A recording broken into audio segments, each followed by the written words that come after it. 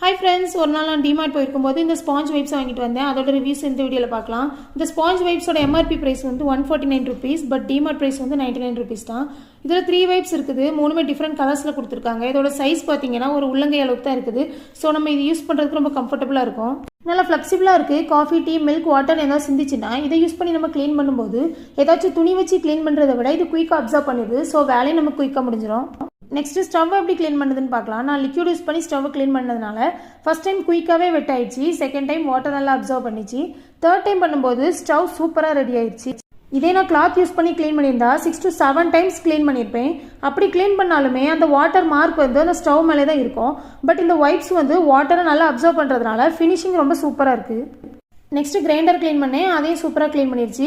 ஃபைனலாக சொல்லணும்னா cloth use பண்ணுறத விட இந்த வைப்ஸ் பெட்டர். ஏன்னா வாட்டர் நல்லா அப்சர்வ் பண்ணுது. நம்ம க்ளீன் பண்ணுற பொருளில் வாட்டர் மார்க் இல்லாமல் பர்ஃபெக்ட் ஃபினிஷிங் தருது.